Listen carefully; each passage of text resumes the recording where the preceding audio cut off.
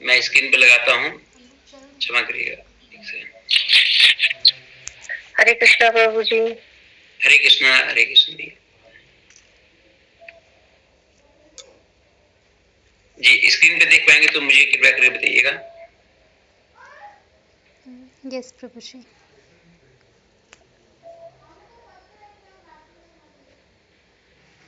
जी तो हमने पिछले क्लास में चर्चा किया था, कोई वक्त बताया क्या हमने चर्चा किया था?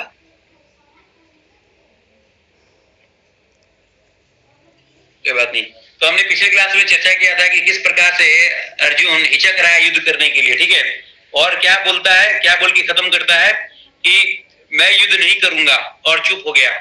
इसके पहले हमने देखा था, इसके पहले वाले श्लोक में अर्जुन ने, ठीक है, यहाँ पर भगवान को अपने गुरु के रूप में स्वीकार किया था। और हमने ये भी देखा था जब अर्जुन भगवान को अपने गुरु के रूप में स्वीकार करते हैं, उसके बाद ये पूरा जो डिस्कशन है इसका डायरेक्शन चेंज हो जाता है। बोलते हैं कि जैसे बताते हैं कि गुरु के बारे में क्वालिफिकेशन बताया जाता है, और खास करके इस विषय में जब भगवान स्वयं चैतन्य महाप्रभु के रूप में आते हैं, भक्त के रूप में आते हैं, ये स्थापित करने के लिए कि भक्त का जीवन कैसा होना चाहिए, ठीक है, भक्त का लक्ष्य क्या होना चाहिए, वहां पर आके बताते हैं गुरु का क्वालिफिकेशन क्या है। तो एक बहुत ही ठीक है फेमस श्लोक है चैतन्य चरितामृत से, उधर ये बताया जाता है, भगवान बोलते हैं चैतन्य महाप्रभु के रूप में, बोलते हैं कीवा विप्रा कीवा ने ऐसे सुधरा कहना नहीं, हे कृष्ण तत्ववेत्ता सही गुरु है। बोलते हैं कि चाहे कोई विप्र हो, चाहे वो सन्यासी हो, चाहे वो शूद्र हो, विप्र मतलब जो जिसको वेदों के बारे में जानकारी है, चाहे वो सन्यासी हो और भले चाहे वो शूद्र जैसा निम्न ही क्यों ना हो, ठीक है, कोई फर्क नहीं पड़ता।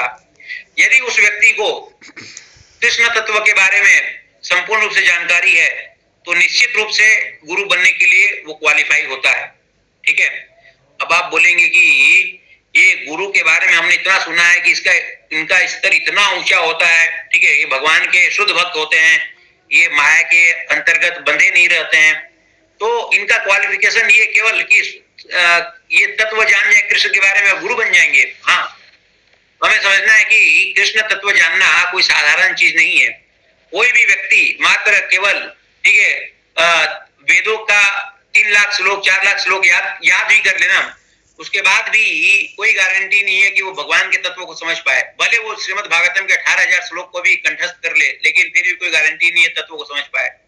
तत्व को कौन समझते हैं? हरे कृष्णा प्रभु जी, दंडोत प्रणाम। हरे कृष्णा, दंडोत प्रणाम माता जी, हरे कृष्णा। तो बोलते तत्व को केवल वही समझते हैं जो कि भगवान के शुद्ध भक्त होते हैं। इसलिए भगवान भगवत गीता में बताते हैं भक्त्या माम अभिजानति यवन यास्मै तत्वतः। तो भगवान के तत्व जानने के लिए, समझने के लिए, ठीक है, भक्त को चाहिए, व्यक्ति साधक को चाहिए कि वो प्रेम पूर्वक सेवा भगवान के चरण पे प्रदान करे, ठीक है। इसलिए भगवान फॉर्मूला देते हैं भगवत गीता में, तेषां सतत युक्तानां भजतां प्रीतिपूर्वकम्। जो व्यक्ति बहुत ही प्रीतिपूर्वक भगवान का भजन करता है, पूजता है, वो व्यक्ति भगवान को समझ पाता है, जान पाता है, ठीक है, ये फॉर्मूला दिया गया है। तो बोलते हैं कि यदि हम ये जो नविदा भक्ति बताया गया, श्रवण कीर्तन स्मरणम, यदि हम इसको नित्य रूप से करते रहे, सिंसियरली, डेडिकेटेडली, तो निश्चित रूप से हम भगवान के तत्व को समझ पाएंगे, ठीक है। भगवान फिर वैसा आदान प्रदान करते हैं और वही व्यक्ति केवल क्वालिफाई होता है गुरु बनने के लिए, ठीक है। तो हमें बहुत बार हमें कंफ्यूजन होता है, हम देखते हैं मार्केट में कोई गेरुआ वस्त्र पहन के आ गया है, बहुत लंबी दाढ़ी है कोई, ठीक है, और हम सभी को गुरु का दर्जा दे देते। नहीं, गुरु का दर्जा देने के लिए यानी कि 24 घंटा कृष्ण भावना भावित होना चाहिए, वो केवल कृष्ण के लिए कार्य करे, जो भी वो परंपरा में सुने ज्ञान और आगे बढ़ाए, ठीक है। इसे हम इस्कॉन में जो दीक्षा का पेपर भी होता है वहां पर पूछा जाता है कि गुरु बनने का कौन क्वालिफाई करता है, ठीक है, माता जी ने दिया भी था, तो उसमें एक क्वेश्चन आता है विशेष रूप से। तो इसमें यही क्वालिफिकेशन है कि वो व्यक्ति परंपरा से जुड़ा हो, उसने जो अपने गुरु से सुना है उसको एज इट इज प्रस्तुत करता है, अपने से ना कुछ बना के, ना बढ़ा के, ना घटा के, और 24 घंटा भगवान कृष्ण में रहता है।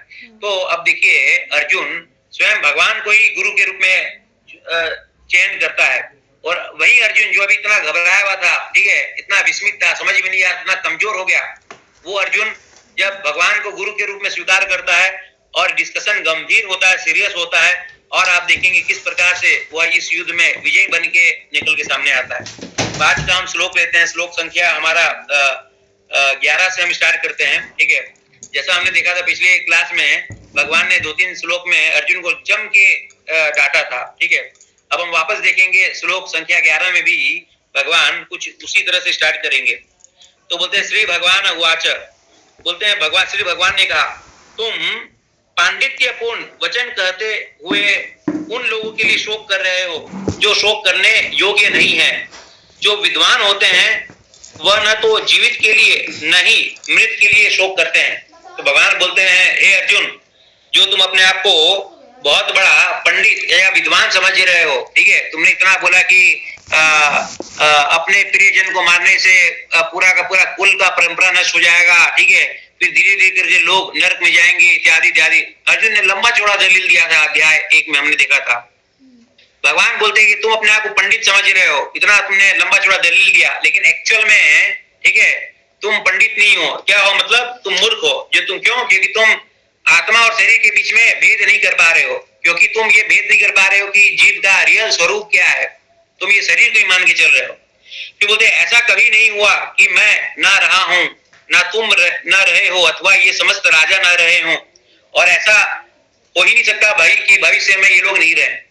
तो ये बोल के भगवान, ठीक है, इस श्लोक में ये श्लोक बोल के एक अमृतत्व प्रदान करते हैं। यहाँ पर अमृतत्व का झलक दिखाते हैं अर्जुन को। बोलते हैं कि अर्जुन चाहे अपने सगे संबंधित के लिए विस्मित हो रहा हो, घबरा रहा हो, चाहे अपने लिए घबरा रहा हो, किसी के लिए घबरा रहा हो, कृष्ण बोलते हैं ना केवल मैं, ना केवल तुम, बल्कि यहाँ पर उपस्थित जितने भी लोग हैं, सेना, जितनी बड़ी सेना है, राजा है, मंत्री है, ठीक है, सेनापति है, सब अमर है, ठीक है, कोई भी मृत्यु को प्राप्त नहीं हो सकता है। देखिए, हमने पिछले कुछ कक्षाओं में चर्चा किया था इस विषय को, इसका हम और थोड़ा विस्तार करते हुए यहाँ पर समझते हैं। मान लीजिए कोई व्यक्ति, ठीक है, एक गाड़ी लेके जा रहा है। गाड़ी कौन सी है? बहुत महंगी गाड़ी है, 40 लाख 50 लाख रुपए की गाड़ी है, BMW। और उस गाड़ी का यदि एक्सीडेंट हो जाता है तो स्वाभाविक रूप से हम पहला प्रश्न यही बोलेंगे, क्या पूछेंगे कि वो गाड़ी के अंदर जो व्यक्ति था उसका क्या हालत है। कि हम पहले ये बोलेंगे गाड़ी कैसा है? पहला प्रश्न क्या होगा हमारा? गाड़ी कैसा है कि व्यक्ति कैसा है? व्यक्ति कैसा है, ठीक है। अब देखा जाए, ठीक है, यहाँ पर हम और भी चर्चा करेंगे इसके आगे बढ़ाते हुए। तो ये जो शरीर होता हमारा, ठीक है, ये शरीर का अगर हम कुल कीमत देखा जाए तो 700 रुपया होता है। इसमें कैल्शियम, फॉस्फेट, पोटेशियम और सोडियम, ये सब इत्यादि इत्यादि मिलके बनता है। तो बताइए हम फिर वो 700 रुपया के बारे में क्यों चर्चा कर रहे हैं? वो 40 लाख रुपया गाड़ी के बारे में क्यों हम चर्चा नहीं कर रहे हैं? ठीक है, इसका मतलब उस व्यक्ति में और भी इससे कुछ परे है, जिसकी कीमत उस गाड़ी से कई अधिक है, ठीक है। फिर बताते हैं कि मान लीजिए कि आप कभी घर में एक टेलीविजन लाते हैं, टीवी लाते हैं, क्या आप करते हैं? आप क्या करते हैं? टीवी को उस थर्माकोल का जो पैकिंग है, ठीक है, उससे निकालते हैं। फिर टीवी आप रखते हैं कि टीवी फेंक देते हैं? टीवी रखते हैं, थर्माकोल आप फेंक देते हैं, ठीक है। क्यों? क्योंकि इस टीवी की कीमत है, ना कि थर्माकोल की। फिर बोलते हैं कि मान लीजिए कभी आप बाजार से गुलाब जामुन लाते हैं, ठीक है, आपने गुलाब जामुन 10 पीस गुलाब जामुन लाया, वो एक डब्बे में आता है, तो आप गुलाब जामुन रखेंगे और डब्बे को फेंक देंगे। उसी प्रकार से प्रहलाद महाराज बताते हैं कि, बोलते हैं कि सोना होता है ना, सोना हम जमीन से उठाते हैं और सोने के साथ कई बार गंदगी, मिट्टी लगा रहता है, और हम मिट्टी को झाड़ देते हैं और सोना को रख लेते हैं। उसी प्रकार से ये हमारी जो शरीर है, इसका भी मूल्य कुछ उसी प्रकार से, उससे अधिक नहीं है, ठीक है। ये जो आत्मा है, इसको भगवान यहाँ पर अमृत दिखा रहे हैं, उसने कई ऐसे शरीर बदल चुका है वो, ठीक है, अनगिनत वैसा शरीर उसने बदल चुका है। इसलिए प्रभुपाद हमेशा बोलते हैं सिंस टाइम इमेमोरियल, ठीक है। फिर इसके बाद बताते हैं, अगले श्लोक पे आते हैं, बोलते हैं कि देहिनो अस्मिन् यथा देहे कौमरम यौवनम जरा तथा देहांतर प्राप्ति धीरज तत्र न मोह्यति। ये बहुत ही महत्वपूर्ण श्लोक है, ठीक है। बोलते हैं कि जिस प्रकार शरीरधारी आत्मा इस वर्तमान शरीर में बाल्यावस्था से तरुण अवस्था में और फिर वृद्धावस्था से निरंतर अग्रसर होता रहता है, उसी प्रकार मृत्यु होने पर आत्मा दूसरे शरीर में चला जाता है। धीर व्यक्ति ऐसा परिवर्तन से मोह प्राप्त नहीं करता। तो मान लीजिए अर्जुन पहला श्लोक सुन के ये प्रश्न करे कि अरे कोई बात नहीं, अगर आत्मा नित्य भी होता है लेकिन शरीर तो बदलते रहता है ना, तो वो एक शोक का कारण हो सकता है। तो भगवान बोलते नहीं, वैसा बात नहीं है। बोलते कि ऐसा नहीं कि आत्मा हमारा केवल मृत्यु के पश्चात ही दूसरा शरीर में जाता है, बल्कि जीते जी भी हमारा शरीर परिवर्तन होते रहता है। ठीक है, यहाँ पर भगवान एक बहुत इंपॉर्टेंट सिद्धांत को बता रहे हैं। बोलते कि हमारा जो शरीर होता है ना, ये जीते जी परिवर्तन करता है। कैसे? अब देखिए, हमारा जो शरीर था, मान लीजिए घर में हम जाएं, कभी फोटो एल्बम निकाल के देखें, हम जब 5 वर्ष की अवस्था में थे या 2 वर्ष की अवस्था में थे, और हमारा शरीर जो हम 5 वर्ष की अवस्था में थे, हमारा शरीर जब हम 15 वर्ष की अवस्था में थे, हमारा शरीर जो आज है, ये एक नहीं है, ये अलग है। आप बोलेंगे अलग कैसे? तो ये हमें समझना है। बोलते हैं कि ये विज्ञान द्वारा भी प्रमाणिक है कि हमारे शरीर में कोशिकाएं होती है, ठीक है, और जो भी कोशिकाएं होती है, सारी कोशिकाएं 7 वर्ष में परिवर्तन होती है। हर 7 वर्ष में कोशिकाएं बदलती रहती है, उनकी आयु इतनी होती है। हमारा शरीर किससे बना होता है? किससे बना होता है? कोशिकाओं से। जब हमारे शरीर की कोशिकाएं चेंज होती रहती है, परिवर्तन होती रहती है, तो हमारा शरीर वैसा कैसे रहेगा? केवल एक सेंस ऑफ कंटिन्यूटी इसमें बनी रहती है, उसी कारण हमें लगता है कि वो शरीर है। अन्यथा हमारी शरीर बार बार बदलती रहती है। तो बोलते हैं कि जब हमारा शरीर इतना बार बदला, तो हमें किसी प्रकार का मोह नहीं हुआ आज तक। ठीक है, तो जब हमारा मृत्यु के बाद भगवान बोलते हैं जब बदलेगा, तब भी मोह होने का कोई कारण नहीं है अर्जुन। ठीक है, जैसे हम टेलीविजन देखते हैं एक रिमोट से, ठीक है, हम रिमोट लेते हैं और हम चैनल चेंज करते रहते हैं। इलेक्ट्रिसिटी वही इलेक्ट्रिसिटी है, वही पावर है, लेकिन वो अपने आप को अलग अलग इसमें मैनिफेस्ट करती रहती है, हमें फर्क देखने को मिलता है। ठीक है, बोलते हैं कि ये भगवान यहाँ पर जो इस सांख्य योग के माध्यम से, ज्ञान योग के माध्यम से, जो 15-20 श्लोक इस सीरीज में है, इसके माध्यम से अर्जुन को वो ज्ञान देंगे, ठीक है, प्रदान करेंगे, जिससे, ठीक है, वो कोई भी जीवात्मा जो सुन के संतुष्ट होगा। बोलते कि हम कोई भी भौतिक पढ़ाई कर ले, पीएचडी कर ले, डॉक्टरेट कर ले, ठीक है, इंजीनियरिंग कर ले, ये कर ले, वो कर ले, हम भले ये क्या बोलते हैं, कितना ऊपर हम स्पेस साइंस के जरिए हम कितना ही आकाश में ऊंचा उड़ान भर ले, ठीक है, लेकिन वो सारा ज्ञान अधूरा है, वो सारा भौतिक ज्ञान है। जो आध्यात्मिक ज्ञान जिससे जीवात्मा तुष्ट हो सकता है, वह तभी संभव है जब वो अपना स्वरूप को जाने कि वह नित्य है और नित्य रूप से भगवान का दास है। बोलते हैं कि आप देखिए इस पिक्चर में, जैसे कि एक महिला है, ठीक है, ये महिला बहुत अच्छे से वो जो पिंजरा है उसका देख रेख कर रही है, उसको चमका रही है, उसमें रंग कर रही है, कलर कर रही है, ठीक है, लेकिन वो करते करते उसके अंदर जो पंछी जो तोता है उसको भूल जाती है, ठीक है, तो भूल जाती है कि इसका भी मुझे देख रेख करना है और इसको भी पोषण करना है। तो उसी प्रकार से हम इस मौजूदा स्थिति में इतना हम अपने शरीर के अधीन हो जाते हैं कि हम इसको भूल जाते हैं। यहाँ पर भगवान एक शब्द यूज करते हैं, धीरज तत्र न मोह्यति। जो व्यक्ति अपने आप को, ठीक है, आत्मा मानता है, वो जानता है कि शरीर हमेशा बदल रहा है, वो धीरज धैर्य धारण करने वाला मनुष्य होता है। मतलब वो कभी भी मोह को प्राप्त नहीं होता है। मोह क्या है? अब हम ये जानने का प्रयास करेंगे मोह क्या होता है। बोलते हैं कि जब भी कोई व्यक्ति किसी चीज के साथ, ठीक है, एक लंबे समय के लिए रहता है, ठीक है, तो लंबे समय के साथ रहने के कारण बहुत बार नकली चीज को भी असली मान लेता है। जैसे कि बताते हैं कि एक कहानी के द्वारा बताते हैं कि एक व्यक्ति, ठीक है, ध्यान सुनिएगा, एक आइलैंड में, एक जहाज में जा रहा होता है, कहीं पर समुद्र में सफर कर रहा होता है। तो एक बार जहाज किसी आइलैंड में पहुंचती है और वो आइलैंड में उतरता है। आइलैंड में उतरने के बाद जहाज उसकी वहां से चली जाती है, ठीक है, और वो जब आइलैंड का पूरा सफर करने के बाद आता है तो दिखता है जहाज उसको मिलती नहीं कहीं पर भी। तो बहुत परेशान हो जाता है, अब क्या करे, ठीक है, तो वहीं पर ही मतलब इंतजाम करता है, थोड़ा बहुत फल वल लेता है, जो वहां पर पेड़ वगैरह होते हैं उसको खाता है। किसी प्रकार से कुछ दिन वहीं पर ही रहता है। वहां पर उसको एक फुटबॉल मिलता है और वो व्यक्ति क्या करता है, उस फुटबॉल लेता है, क्योंकि वहां पर और कोई भी व्यक्ति बात करने के लिए, ठीक है, चर्चा करने के लिए मौजूद नहीं रहता।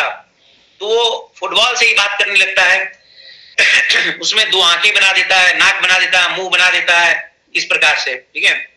और जब ऐसा होता है, ये करने के बाद वो एक दिन क्या दिखता है कि एक जहाज दिखता है दूर, ठीक है, दूर से कोई जहाज आ रही होती है और वो दिखता है कि उसको आवाज देने का प्रयत्न करता है, लेकिन जहाज इतनी दूर, ठीक है, उसकी आवाज को सुन नहीं पाती। तो वो क्या करता है, एक छोटा सा जहाज अपने से खुद से बनाता है, जैसे तैसे करके वहां पर, और वो छोटा सा जो बोट होता है ना, उससे वो बड़े जहाज की तरफ जाता है और सक्सेसफुली वहां पर पहुंच जाता है। और जब वहां पर पहुंचता है, उसके साथ वो फुटबॉल भी होता है। तो वहां पर जैसे ही वो पहुंचता है, ठीक है, वहां पर उस बड़े जहाज में जो लोग होते हैं उसको छोटे जहाज से वहां पर लाने का प्रयत्न करते हैं। और इस कोशिश में क्या होता है कि वो जैसे ही बड़े जहाज में जाता है, उसके हाथ से जो फुटबॉल होता है उसका, जिससे वो बातचीत वार्तालाप करता, वो फुटबॉल समुद्र में गिर जाता है। अब वो व्यक्ति इतना उससे आकर्षित हो जाता है, इतना उसे अटैच हो जाता है कि वो बड़े जहाज को छोड़ के समुद्र में छलांग, वो उसमें डुबकी मारता है, ठीक है। क्यों? क्योंकि वो बॉल को पकड़ पाए, बॉल को लेके आ पाए, फिर वापस वो बॉल को जैसे तैसे करके लाता है और फिर बड़े जहाज में जाता है। मतलब अपने जान को भी जोखिम में डाल देता है उस कारण से। तो देखिए, देखा जाए तो वो उस बॉल के साथ इतना दिन रहता है, बात करता है, चित करता है और उससे इतना ज्यादा अटैच हो जाता है कि वो उसे लगने लगता है कि ये जो कि फेक है, ठीक है, कोई रियल नहीं है, उसको रियल व्यक्ति मान के चलता है, उसे अटैचमेंट हो जाता है। बोलते हैं कि यही माया का खेल है सबसे बड़ा। क्या करती है, जब हम इन चीजों के साथ उठते बैठते रहते हैं, ठीक है, ये टेबल, ये कुर्सी, ये लैपटॉप, ये शरीर, दिन भर 24 घंटा जब इनके साथ रहते हैं, तो हम अपने आप को ये शरीर मान लेते हैं, दुर्भाग्यवश, ठीक है, जो कि हम नहीं है। बोलते हैं कि माया की दो प्रकार की पोटेंसी शक्ति होती है, ठीक है। एक बोलते हैं अवर्णात्मिका शक्ति, जिस शक्ति से माया हमें बुला देती है कि हमारा रियल आइडेंटिटी क्या है। जैसे कि मान लीजिए, आप यदि किसी व्यक्ति से पूछे कि कौन हो तुम, तुम्हारी आइडेंटिटी क्या है, अब वो व्यक्ति क्या बोलता है, आपको उत्तर देता है कि मैं नरेंद्र मोदी हूं। मतलब वो पूर्ण रूप से उससे डेल्यूटेड हो चुका है, ठीक है। तो अब ये जिस परिस्थिति जिसमें व्यक्ति अपना अस्तित्व पूर्ण रूप से भूल जाता है, ठीक है, वो ये मान के चलता है कि ये प्रकृति को मैं ही इंजॉय करूंगा, ठीक है, मैं ही इंजॉयर हूं, मैं ही कंट्रोलर हूं, मैं ही, ये सब कार्य होता है माया की अवर्णात्मिका शक्ति का। फिर दूसरा माया की जो शक्ति होती है, बोलते हैं इसको बोलते हैं प्रक्षेपात्मिका शक्ति। इसमें क्या होता है, इसमें प्रक्षेपात्मिका शक्ति, ठीक है, इसमें ये होता है कि जैसे व्यक्ति अपने आप को, अपना रियल आइडेंटिटी भूल जाता है, अपने आप को ये घर का मालिक मान लेता है, ठीक है, ये किसी का हस्बैंड मानता है, किसी का पति मानता है, किसी का देश का प्राइम मिनिस्टर मानता है, अपने आप को सोसाइटी का सेक्रेटरी मानता है, या इत्यादि इत्यादि जो मानता है, ठीक है, कि अलग अलग गुण में रहते हुए। तो माया उसमें और उसको सहायता करती है कि हाँ तुम यही हो, तुम अपने आप को यही मान के चलो, ये जो उपलब्धि है ना, ये जो डेजिग्नेशन तुम्हारा, ये सही है, ठीक है। तो इस तरह से मदद करती है कि वो व्यक्ति अपने आप को ना केवल ये शरीर माने, बल्कि ये शरीर का जो अलग अलग उपाधि है वो मान के चलता रहे, ठीक है, और जीवन भर अपने आप को यही मान के चलता रहे, और इससे वो अपना रियल स्वरूप को कभी ना पहुंचे और बार बार इस भौतिक संसार में जन्म लेता रहे, ठीक है, ये भूल जाता है। अब हम देखिए, कोई महान, जैसे महान भक्त होते हैं, ठीक है, महान भक्त और बद्ध जीव में क्या अंतर होता है। महान भक्त होते हैं वो शरीर के स्तर में कभी नहीं रहते हैं। जैसे अभी हम बात कर रहे हैं, मान लीजिए इस लैपटॉप के द्वारा, तो देखा जाए तो ये लैपटॉप भौतिक है कि आध्यात्मिक है। अगर मैं किसी से प्रश्न पूछूं, ये लैपटॉप आध्यात्मिक है कि भौतिक है? प्रभु जी भौतिक है। भौतिक है, ठीक है। अभी लेकिन क्योंकि हम इसको भगवान की सेवा में लगा रहे हैं, इस सेवा में लगाने के हेतु ये जो लैपटॉप है ये पूर्ण रूप से आध्यात्मिक हो गया, जब तक हम इसे भगवान की सेवा में लगा रहे हैं। देखिए, इलेक्ट्रिसिटी जो गवर्नमेंट सप्लाई करती है, इलेक्ट्रिसिटी एक होती है, लेकिन वही इलेक्ट्रिसिटी तभी इससे हम, यदि हम इसको हीटर में लगाएं तो ये क्या देती है, हमें गर्माहट पैदा करती है उससे, ठीक है। लेकिन ये इलेक्ट्रिसिटी को जब हम रेफ्रिजरेटर में लगाते हैं तो उससे क्या होता है, ये बर्फ हम इसमें हम जनरेट कर सकते हैं, ठीक है। तो भगवान की वैसे शक्ति एक ही है, लेकिन वो शक्ति जब भगवान के, ठीक है, भगवान को प्रसन्न करने के हेतु इस्तेमाल की जाती है तो वो पूर्ण रूप से आध्यात्मिक होती है। लेकिन वो शक्ति जब हमारी इंद्रियों को संतुष्ट करने के लिए इस्तेमाल की जाती है तो भौतिक बन जाती है। तो जब ये लैपटॉप हम हमारी इंद्रिय तृप्ति के लिए यूज करते हैं तो ये क्या है, भौतिक। लेकिन जब हम भगवान की सेवा के लिए हम लगाते हैं तो ये आध्यात्मिक बन जाती है, ठीक है। तो उसी प्रकार हमारा शरीर भी जो है ये है। लेकिन जब कोई बदअजीब, ठीक है, भगवान से, ठीक है, भगवान से मुंह मोड़ के, ठीक है, अपना सेवा छोड़ के जब इस भौतिक जगत में आने का, ठीक है, तय करता है, तब उस समय बोलते चैतन्य चरितामृत में आता है, क्या बोलते हैं, कृष्णा भूलिया जीव भोग वांछा करे। जब कृष्ण को भूल के जीव के अंदर इच्छा होती कि भोग वांछा करे, ठीक है, पसते माया तारिया झपटे धरे, तब उसे तुरंत माया झपटती है। लेकिन इसी भौतिक जगत में बहुत सारे ऐसे विशेष आत्माएं होती है जो नित्य रूप से मुक्त होती है, लेकिन वो इस भौतिक जगत में आती है। किस लिए आती है? हम जैसे बद्धजीव को ले जाने के लिए। फिर उनमें वो अपने आप को हमेशा, भले इस शरीर में ऐसा प्रस्तुत हो कि वो इस भौतिक शरीर में है, लेकिन इस शरीर में होते हुए भी उस शरीर से परे रहते हैं। इसलिए इनका जो शरीर होता है पूर्ण रूप से स्पिरिचुअल होता है। जैसे कि एक बार की बात है, एक बार श्रीला प्रभुपाद, ठीक है, विदेश में जब प्रचार करने गए थे तो वहां पर ये तय होता है कि उनका कोई सर्जरी किया जाए, ठीक है, उनका थोड़ा ऑपरेशन है, कुछ करना था। तो वहां पर जो भक्त सब थे, उनके शिष्य थे, उनको हॉस्पिटल लेके जाते हैं। और जब हॉस्पिटल लेके जाते हैं तो जो डॉक्टर होता है वहां पर, वो बोलता है कि इसके लिए हमें इनको ये देना पड़ेगा, जो बेहोश करने के लिए देते हैं ना, क्या बोलते हैं उसको, एमनीसिया एनेस्थीसिया देना पड़ेगा, ठीक है। तो जब एनेस्थीसिया देने के लिए डॉक्टर बोलते हैं तो देखते हैं कि प्रभुपाद क्या कर रहे होते हैं, वो जाप कर रहे होते हैं। तो वो जो डॉक्टर होता है बोलता है कि स्वामी जी ये जाप आप अभी मत करिए, अभी आपका ट्रीटमेंट, अभी ऑपरेशन होगा, तो आप एक बार इसको साइड रखिए, हम आपको ये देंगे, क्या बोलते हैं, एनेस्थीसिया। तो प्रभुपाद फिर वैसा करते हैं और वो जो डॉक्टर होता है वो एनेस्थीसिया देता है प्रभुपाद को इंजेक्शन। और एनेस्थीसिया देने के बाद कुछ ही समय में जो व्यक्ति होता है ना, पूरा बॉडी का जो एनेस्थीसिया होता है देने के बाद वो थोड़ा बेहोश टाइप का हो जाता है। तो एनेस्थीसिया देता है और देखता है कि 5 मिनट हो गया, 10 मिनट हो गया, अभी कुछ भी प्रभाव नहीं हो रहा है इन पर। तो वो जो डॉक्टर है वो भी थोड़ा आश्चर्य करता है और श्रीला प्रभुपाद वापस अपना जाप करना स्टार्ट करते हैं और बोलता है कि ऐसा तो कभी देखने को नहीं मिलता है कि एनेस्थीसिया दिया हमने, काम नहीं कर रहा है या व्यक्ति को कोई प्रभाव नहीं हुआ इसका। तो वो डॉक्टर जाता अपने सीनियर के पास, और सीनियर के पास जाके बोलता है कि ऐसे ऐसे हमने एनेस्थीसिया दिया लेकिन कोई ये इसका असर नहीं देखने को मिल रहा है। तो उसके जो सीनियर है बोलते हैं कि ऐसा बहुत रेयर होता है, 1000 केस में कभी एक, कि जहां पर एनेस्थीसिया का असर नहीं होता है, तो वहां पर हम दोबारा एनेस्थीसिया देते हैं। तो बोलते ठीक है कोई बात नहीं, अभी दोबारा दिया जाएगा थोड़ा। तो दोबारा आके वो जो डॉक्टर होता है वो उनको एनेस्थीसिया देता है। वो जब दोबारा एनेस्थीसिया देता है तब उसके बाद भी देखता है कि 2 मिनट हो गया, 5 मिनट हो गया, कुछ असर नहीं कर रहा है। अब उसे डाउट कि एनेस्थीसिया असली है कि नकली है। नकली होने का सवाल नहीं, इतनी बड़ी हॉस्पिटल है।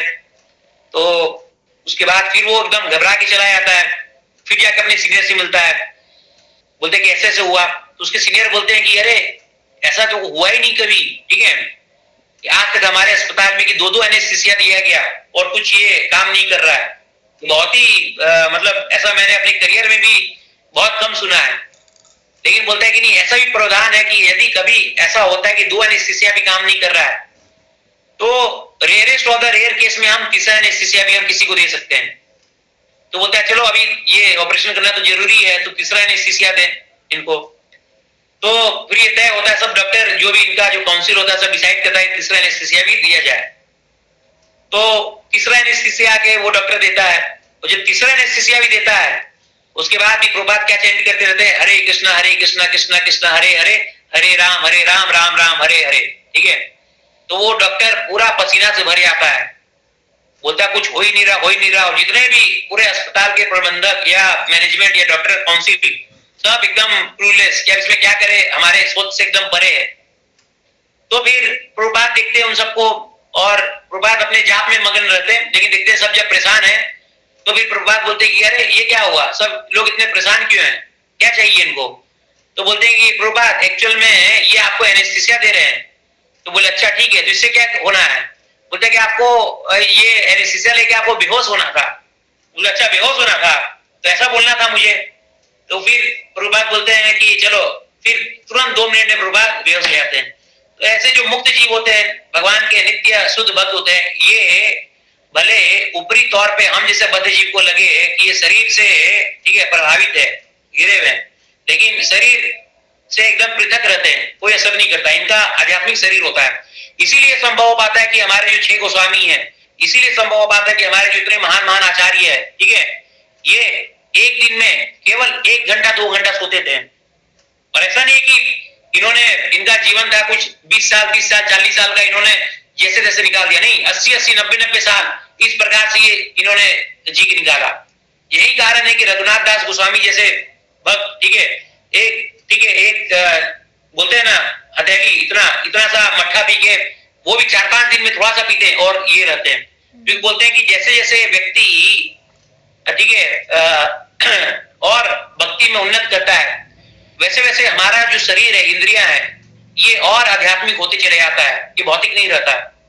लेकिन जो व्यक्ति इस भौतिक शरीर में बंधे हुए हैं, जिसपे ये प्रकृति के 3 गुण काम करते हैं, इनके लिए भी जानना चाहिए, ये विज्ञान जानना चाहिए कि एक्चुअल में हम ये शरीर नहीं है, हम आत्मा है, या फिर ऐसा बोले हम क्या है, इस मौजूदा स्थिति में देहधारी आत्मा है।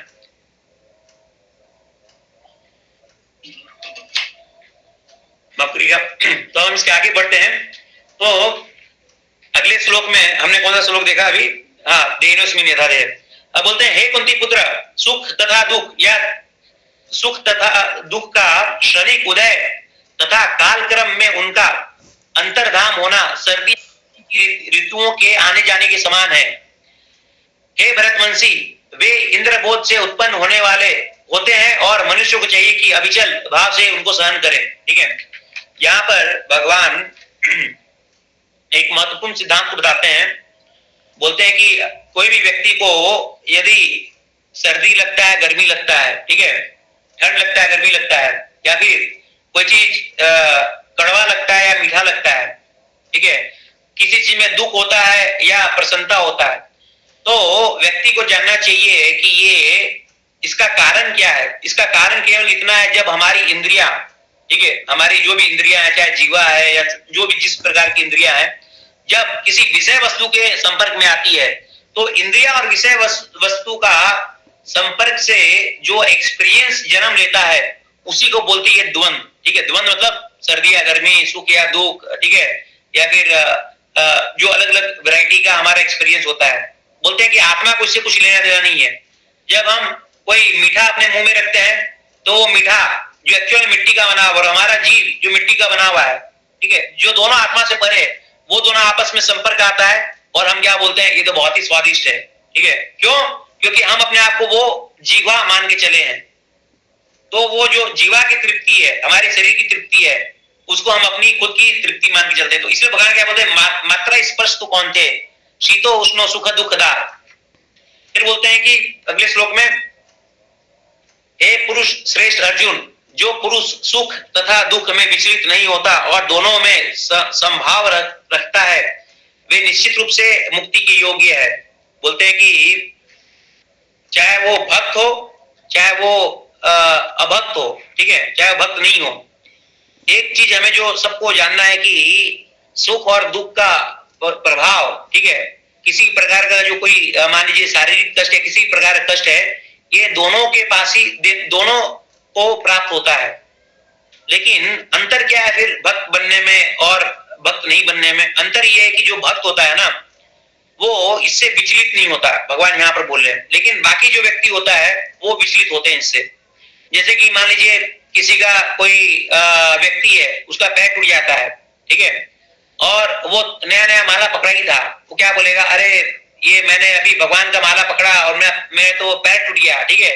वो सारा सिद्धांत भूल जाएगा, उसे लगेगा कि कुछ काम ही नहीं कर रहा है, तुरंत माला को साइड करेगा, सब चीज भूलेगा। लेकिन बोलते हैं कि यदि कोई भक्त है तो भक्त का चेतना का स्तर क्या रहेगा।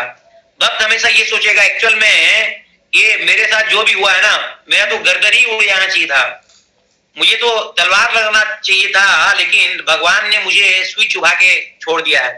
तो वो उस दुख की परिस्थिति में भी सुख का अनुभव करेगा, ठीक है। क्यों? ये सोच के कि भगवान देखो यहाँ पर भी ये मैं इतना ये घंघोर कर्म था जो मुझे भुगतना था, लेकिन भगवान ने मुझे ये छोटे में छोड़ दिया है। तब उसे फिर फर्क नहीं पड़ेगा, चलो पैर टूटा, हाथ टूटा, जो भी है। तो जैसे कि भागवतम में एक जगह कुंती महारानी का प्रेयर आता है, तो कुंती महारानी बोलती है क्या, बोलती है कि हे भगवान मुझे आप ज्यादा से ज्यादा दुख दे, ठीक है। ऑब्वियसली हम कॉपी नहीं कर सकते हैं, लेकिन इस स्तर में बोलते हैं कि कुंती महारानी बोलती है कि मुझे ज्यादा से ज्यादा दुख प्राप्त हो। क्यों? क्योंकि इस दुख की अवस्था में मैं आपको सदैव स्मरण कर सकती हूँ। हमारे ऊपर जब इतना इतना प्रकार का संकट आया जीवन में, हम देखते हैं कि कितना प्रकार का महाभारत में हमें देखने को मिलता है कि पांडवों के ऊपर संकट आता है, लेकिन इसके बावजूद भी, ठीक है, कुंती महारानी और पांडव हमेशा अपने आप को सुरक्षित महसूस करते हैं।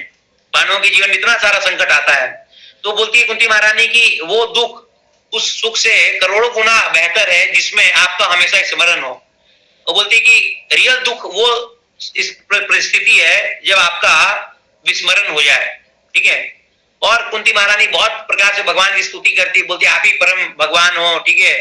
और बोलती है कि कृपया करके आप ऐसा प्रबंध करें कि मेरा, ठीक है, जो भी नाता है यदुवंश के साथ या पांडवों के साथ ये टूट जाए हमेशा के लिए, ठीक है।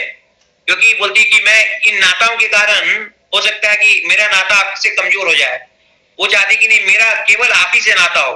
तो ये भक्त का स्थिति होता है, भक्त किसी भी अवस्था में हिलता नहीं है, ठीक है। लेकिन बाकी जो भक्त लोग होते हैं, जैसे कि एक बार की बात है, एक बार इस्कॉन में ब्रह्मचारी आश्रम में, ठीक है, कोई एक नव युवक आया था नया नया।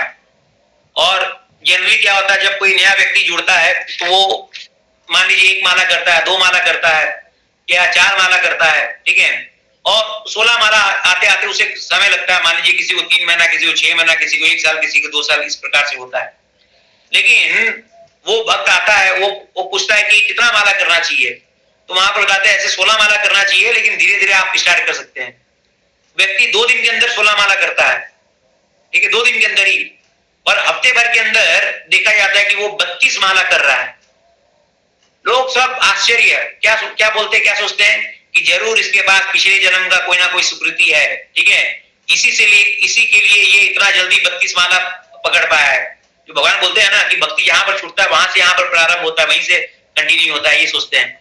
फिर ऐसे किया, बहुत अच्छा वो भगवान का नाम लिया 1 महीना 2 महीना करके। और फिर क्या हुआ, करीब करीब 2 महीना बाद वो वहां पर आना बंद कर दिया। आना ऐसा बंद किया कि उसके बाद कभी वो दिखा ही नहीं किसी को वहां पर। भक्त लोग सब आश्चर्यचकित, इतना अच्छा भक्त, हम तो इसके बारे में क्या क्या सोचे हैं, 2 महीना तक आया, इतना अच्छा भक्ति किया, आज गायब हो गया, दिख नहीं रहा है।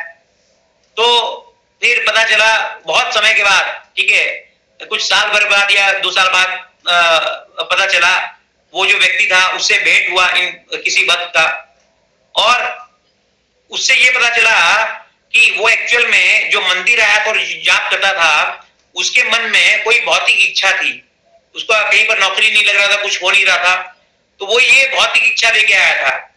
वो बोला कि मैंने बहुत महिमा सुना था इसके बारे में, हरे कृष्णा महामंत्र के बारे में, ठीक है, और ये भी सुना था कि ये जो भी हम इच्छा रखते हैं ये पूरा हो जाता है, तो इसलिए मैंने आके इतना सिंसियरली 2 महीना की जाप किया, और जब मेरा नौकरी लग गया अच्छा कंपनी में, तब अब इसकी क्या आवश्यकता है, तो उसने साइड कर दिया।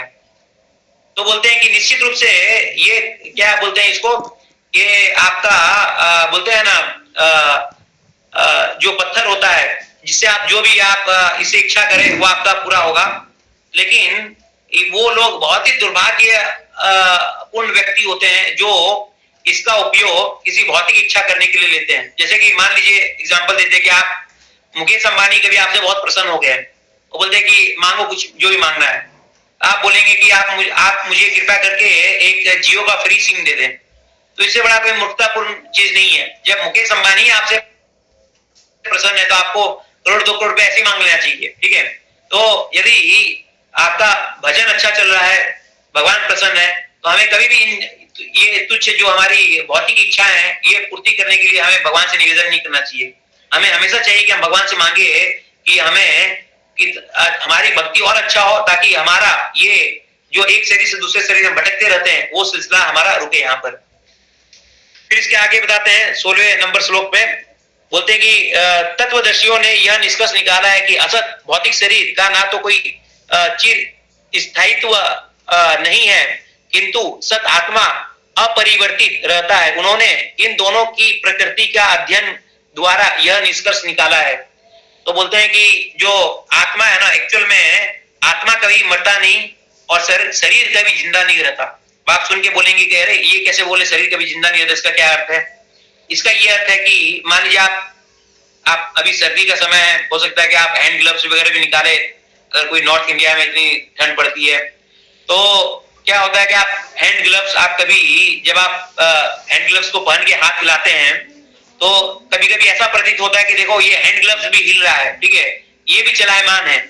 तो क्या वो चलायमान होने के कारण उसमें जीवन है? नहीं, उसके अंदर जीवन नहीं है, ठीक है, वो निर्जीव है। जैसे आप उसमें से हाथ निकालेंगे तुरंत वो जमीन में गिरेगा। उसी प्रकार से हमें लगता है कि बॉडी तो मूव कर रहा है, ये जीवित है, सब चीज है, लेकिन नहीं, ये हमेशा से मृत है शरीर। जब तक आत्मा इसके अंदर है तब तक ये चलता फिरता दिखाई देता है। जैसे आत्मा निकलती है तो ये अपने आप को एक स्थान पे पड़ा हुआ पाता है, ठीक है।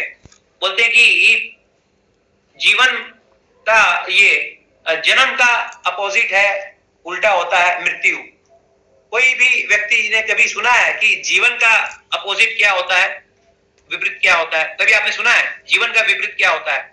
इसका शब्द डिक्शनरी में एग्जिस्ट ही नहीं करता। जीवन का विपरीत क्या होता है? जन्म का विपरीत होता है मृत्यु, लेकिन जीवन हमेशा कंटिन्यूटी में रहती है। बोलते हैं कि जो सारे शरीर में व्याप्त है तुम उसे ही तुम अविनाशी समझो। उस अव्यय आत्मा को नष्ट करने में कोई भी समर्थ नहीं है। बोलते हैं कि ये श्लोक बहुत ही इंपॉर्टेंट है। इसमें बोलते हैं कि किस प्रकार से आत्मा पूरे के पूरे शरीर में व्याप्त रहता है। देखिए, किसी भी व्यक्ति के अंदर के शरीर में आत्मा है कि नहीं है, ठीक है, या आत्मा की उपस्थिति हम किस तरह से हम निर्णायक तरीके से बोल सकते हैं कि आत्मा इसके अंदर होती है, ठीक है। तो उसके लिए एग्जाम्पल दे के प्रभुपाद समझाते हैं। मान लीजिए कोई व्यक्ति लेटा हुआ है या बैठा है, खड़ा जैसे भी है, आप उसके शरीर के किसी भी हिस्से में, ठीक है, एड़ी से लेकर चोटी तक आप थोड़ा सा भी पिंच करते हैं, उसे महसूस होगा। महसूस क्यों होता है? क्योंकि उसके अंदर चेतना होती है, ठीक है, और चेतना ही आत्मा की निशानी है। बोलते हैं कि जिस प्रकार से आकाश में यदि कभी सूर्य निकलता है ना, जिस प्रकार से यदि जब भी हमें आकाश में, ठीक है, सूर्य की रोशनी देखने को मिलती है तो केवल सूर्य की रोशनी से ही हम समझ जाते हैं कि सूर्य आकाश में जरूर निकला होगा। भले हो सकता है कि वो बादलों से ढका हो, लेकिन अगर थोड़ा बहुत भी सूर्य की किरण हमें देखने को मिलती है, इसका मतलब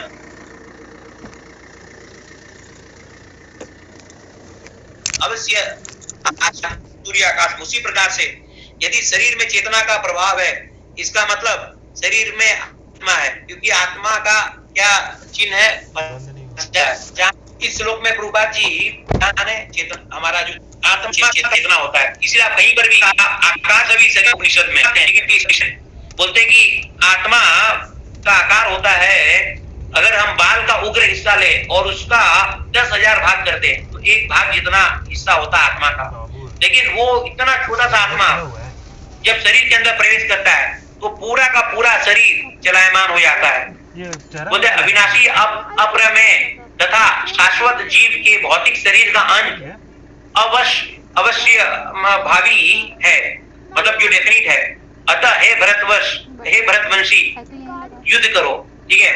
तो इसमें बताते हैं कि जैसे मान लीजिए बहुत बार हमें देखने को मिलता है कोई व्यक्ति अपने शरीर से बहुत ज्यादा आसक्त होता है जीवन भर, ठीक है, अपने घर से आसक्त है, परिवार जनों से आसक्त है, ठीक है, पूरा जिंदगी इसमें निकालता है, बुढ़ापा भी उसी में निकालता है। बोलता है बुढ़ापा में भजन करूंगा, लेकिन बुढ़ापा भी उसका उसी में निकलता है।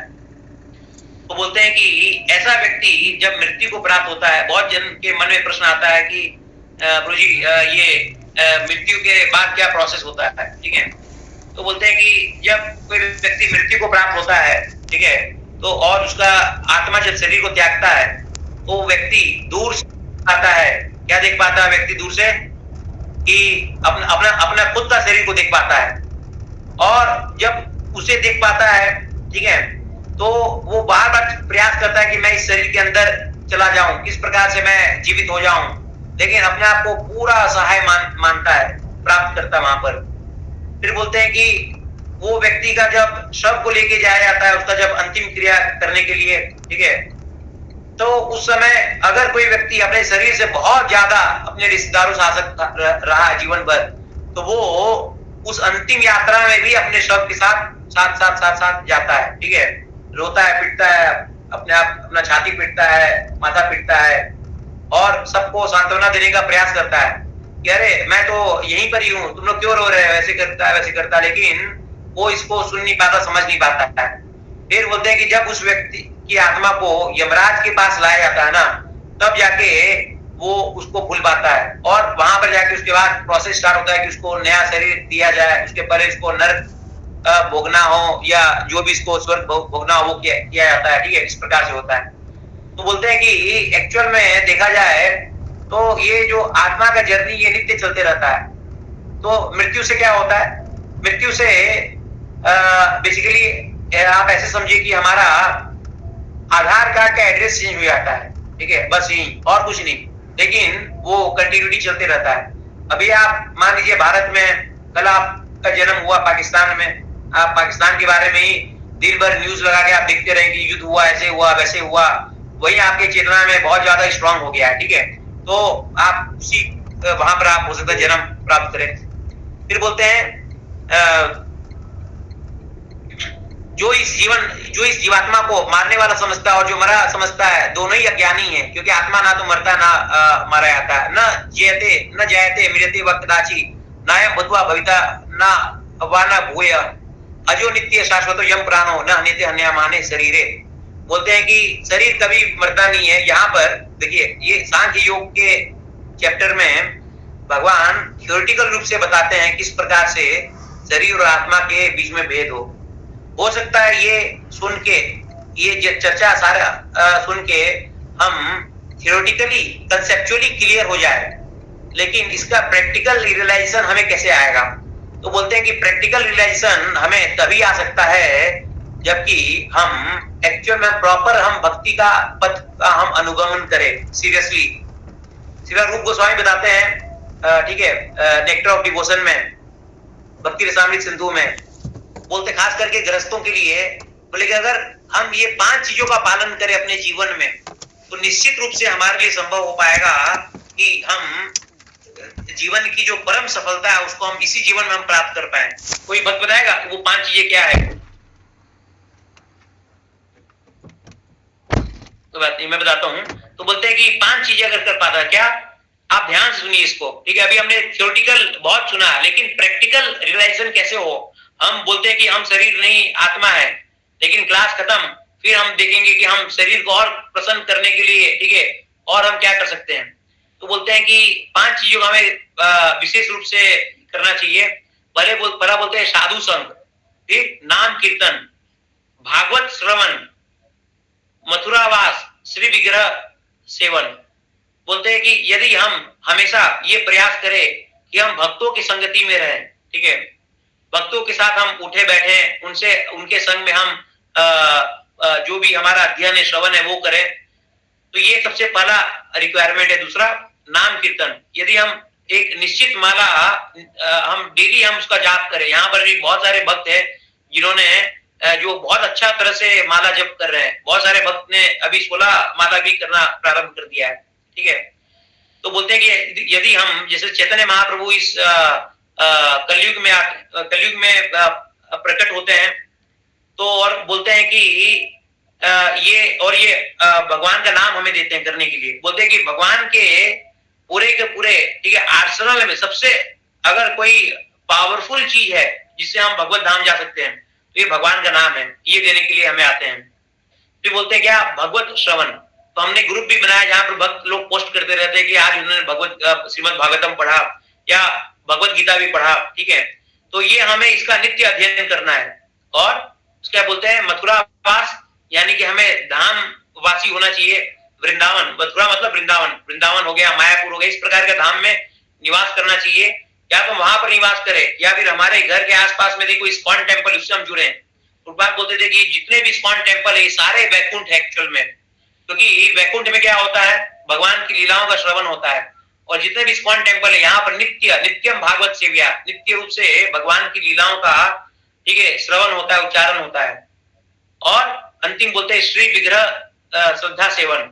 बोलते हैं हमारे घर में गृहस्थ को चाहिए निश्चित रूप से कि घर में भगवान का विग्रह रखे, उसका पूजन करे, ठीक है। उसका पूजन करने से कोई भी गृहस्थ, ठीक है, भगवान के साकार रूप से बहुत ज्यादा आकर्षित होता है।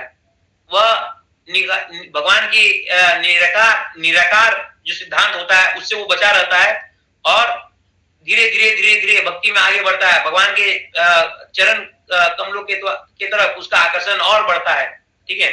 तो ये 5 चीज का भक्तों को, ग्रस्तों को विशेष ध्यान रखना चाहिए। अगर कोई व्यक्ति ये 5 चीज नियमित रूप से करता है जीवन भर, तो निश्चित रूप से वो भगवत धाम प्राप्त करता है। और ये जो आत्मा का ज्ञान है, शरीर का ज्ञान है, इसका प्रैक्टिकल रियलाइजेशन इसे बहुत कम समय में हो जाता है, ठीक है। फिर उसे लगने लगता है कि नहीं, ये चीज जो भी मैं ले रहा हूं ये केवल मेरे शरीर को सुख प्रदान करने के लिए, इसका आत्मा से कोई लेना देना नहीं है। फिर आगे बताते हैं यहाँ पर, हे पार्थ, जो यह जानता है कि आत्मा अविनाशी, अजन्मा, शाश्वत तथा अव्यय है, वह भले किसी को कैसे मार सकता है या मरवा सकता है। तो भगवान बोलते हैं अर्जुन को कि तुम जो ये भय कर रहे थे कि ये शरीर, ये जितने भी सामने खड़े योद्धाएं हैं, तुम्हारे सगे संबंधी है, इनका मृत्यु हो जाएगा। तो बोलते ये भय करने की कोई आवश्यकता नहीं है, क्योंकि आत्मा अमर है। तो आत्मा अमर है होने के कारण किसी की भी मृत्यु नहीं होगी, बल्कि इस मृत्यु के बाद, इस शरीर के खत्म हो जाने के बाद इनको नया शरीर मिलेगा, ठीक है, जो यंग होगा, जो और भी, जिसमें और भी काबिलियत होगी, ठीक है। तुम इसके लिए बिल्कुल भी घबराओ मत। फिर बोलते हैं, ये एक बहुत महत्वपूर्ण श्लोक है, बोलते हैं जिस प्रकार मनुष्य पुराने वस्त्रों का त्याग करके नए वस्त्र धारण करता है, उसी प्रकार आत्मा पुराने तथा व्यर्थ के शरीरों को त्याग कर नवीन भौतिक शरीर धारण करता है, ठीक है। तो बोलते हैं कि मृत्यु का अर्थ है कि हमारी खाली पहचान बदल जाना, लेकिन व्यक्ति की जो आदतें रहती है, ठीक है, उनकी जो अलग अलग गुणों के प्रति रुझान रहता है, आकर्षण रहता है, सब एज इट इज दूसरे शरीर में ट्रांसफर होता है, ठीक है। बोलते हैं कि यहाँ तक कि ना केवल मृत्यु के समय जो हमारी आदतें रहती है वो जाती है, यहाँ तक कि जब ब्रह्मा जी का एक कल्प खत्म होता है, उसके बाद जीवात्मा महाविष्णु के शरीर में, ठीक है, करोड़ साल के लिए, अरबों खरबों साल के लिए वहीं पर पड़ा रहता है। उसके बाद वापस से भी जब इस भौतिक सृष्टि के निर्माण होती है, तो वापस से वो आत्मा वही शरीर लेके आती है जो उसके पिछले शरीर में, ठीक है, जो इच्छा रह जाती है या जो कर्म रह जाता है, ठीक है। तो बोलते हैं कि इसमें कोई भी परिवर्तन नहीं आता है, केवल उसका आइडेंटिटी बदल जाएगा, उसका घर बदल जाएगा, एटसेट्रा एटसेट्रा। हमने एक सुना था एक छोटी बच्ची के बारे में, किस प्रकार से, ठीक है, वो अपने 4-5 साल की अवस्था में ही अपने पूरे परिवारजनों को एक गांव लेके जाती है, ठीक है, और उस गांव में कभी वो पहले नहीं जाती है, उस गांव में लेके जाती है और पूरा का पूरा उसको गली कूचा सब याद रहता है, गली का नाम ये वो, और वो उसके अंदर जाके पहुंच के एक घर में जाती है और उस घर के सारे सदस्य को पहचानती है, सबका नाम बताती है, बोलती है कि ये मेरे पति थे, ये मेरी सास थी, ठीक है, ये मेरे देवर थे, इस प्रकार से पूरा का पूरा रिकॉग्नाइज करती है। वैज्ञानिकों ने इस पे इतना शोध किया है, कितना रिसर्च पेपर है जो कि रीबर्थ, ठीक है, पुनर्जन्म को स्थापित करता है। ऐसे कई सारे रिसर्च हुए हैं, ठीक है। तो ये यहाँ तक कि आधुनिक विज्ञान भी, आप यदि पुनर्जन्म को आप लिख के सर्च करें तो आपको विकिपीडिया में दिखेगा कि कहीं पर भी मॉडर्न साइंस ये नहीं बोलता है कि ये पुनर्जन्म नहीं होता है। वो ये बोलता है कि इस पे लोग और तत्व हासिल कर रहे हैं, ठीक है, बोलते ये प्रोसेस चल रहा है, ये कहीं नहीं बोलते कि ये होता नहीं, इसको डिस्कार्ड नहीं करते हैं। तो ये कहीं ना कहीं इसकी आधुनिक जो हमारी विज्ञान है उसमें भी थोड़ी बहुत इनडायरेक्ट रूप में स्वीकृति हमें देखने को मिलता है बहुत बार। फिर बोलते हैं कि इसके बाद नैनम छिद्यन्ति शस्त्राणि नैनम दहति पावक न चैलम क्लेदन्ति अपूर्ण शशोति मारुता। बोलते हैं कि यह आत्मा को कभी ना शस्त्र द्वारा खंड खंड किया जा सकता है, ना अग्नि द्वारा जलाया जा सकता है, ना जल द्वारा भिगोया जा सकता है, ना वायु द्वारा सुखाया जा सकता है, ठीक है। तो इस प्रकार से भगवान बहुत सारी चीजें इसके बारे में बताते हैं आत्मा के बारे में। तो हम आज की कक्षा यहीं पर ही रोकेंगे, ठीक है। किसी का कोई भी प्रश्न या टीका टिप्पणी हो तो भक्त कृपया करके यहाँ पर रख सकते हैं।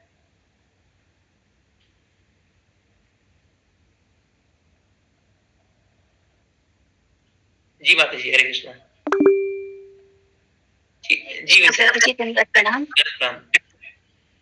प्रभु जी, जैसे आत्मा का माप हम लोग ने श्रीमद् भगवद गीता में प्रभुपाद जी का पढ़ा, जो अभी आपके बाल के अग्र भाग वाले अभी आपने बताया फिर से, तो लेकिन जैसे कृष्णा बुक में हमने पढ़ा कि या अक्सर और जगह भी मैंने देखा कि मतलब और भी प्रवचन में दूसरे जो हमारे किस्कॉन के बारे उनसे भी सुना है कि अंगूठे के माप का होता है, और कृष्णा बुक में भी हमने देखा था कि अंगूठे के माप का होता है।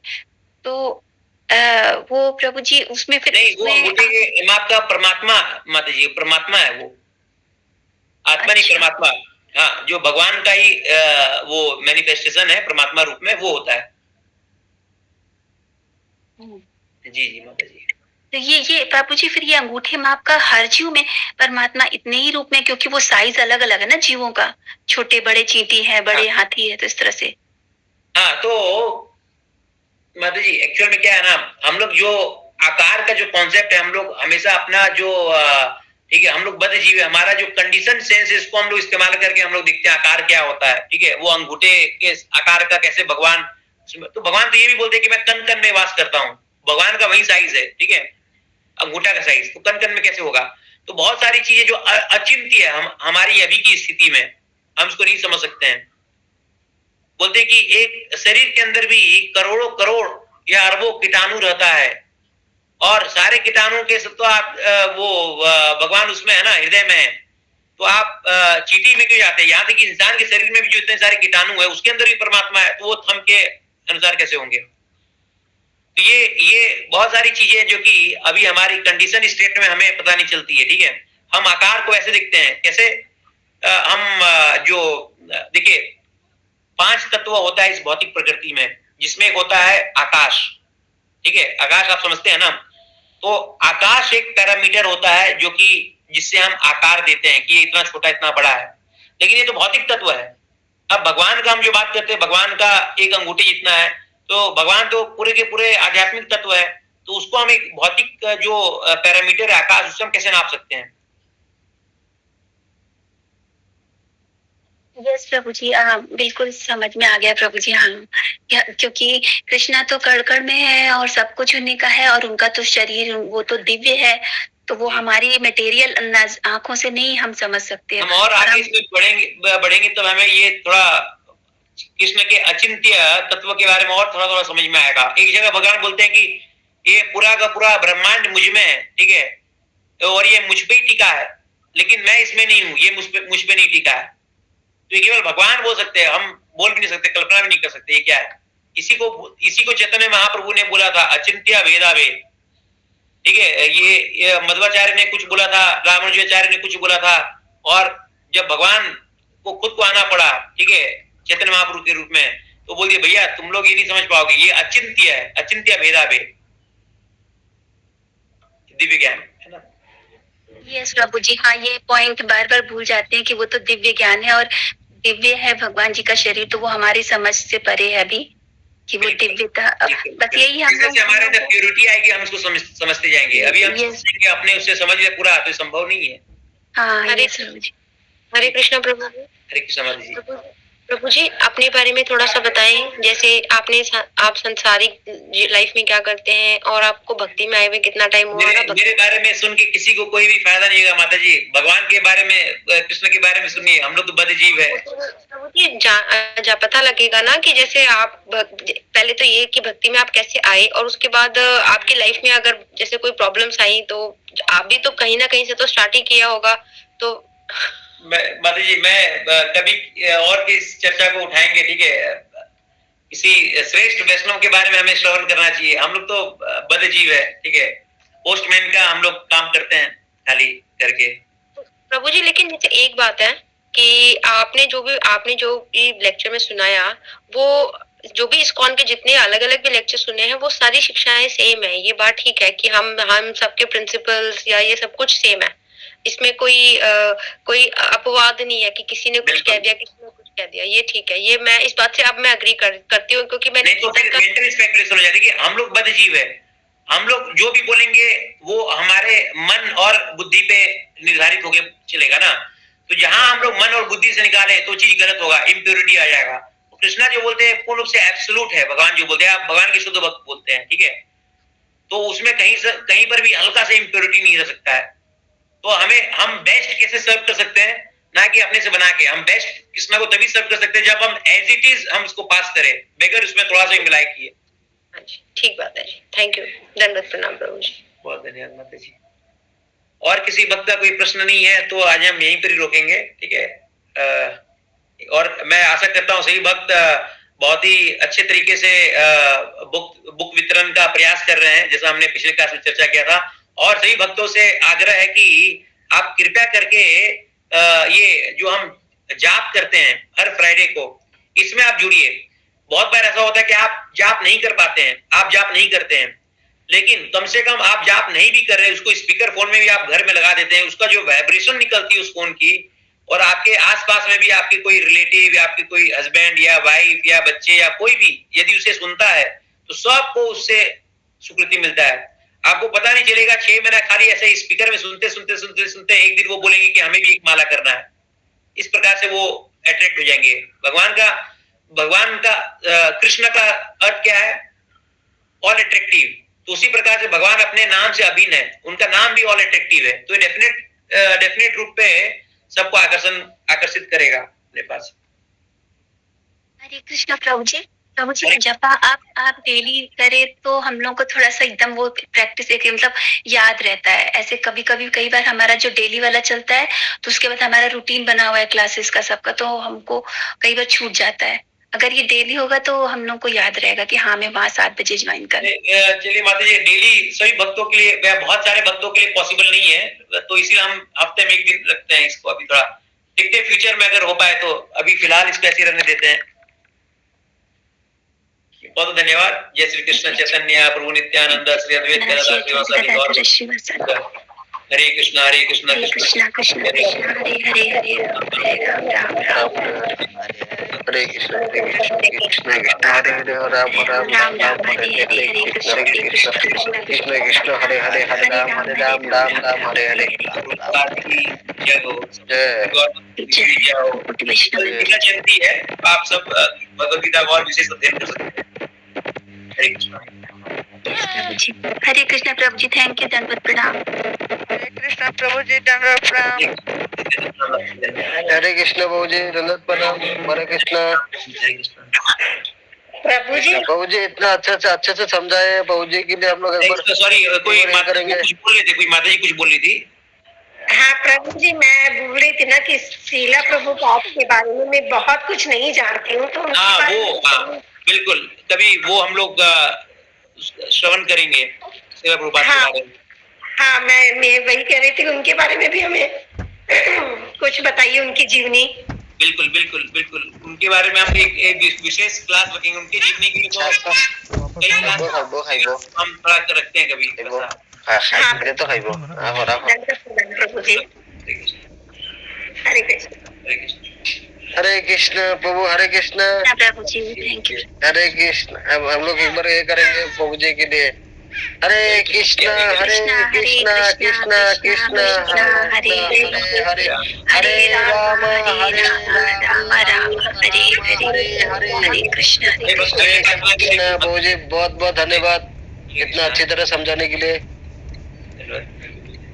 बहुत बहुत शुक्रिया। हरे कृष्ण।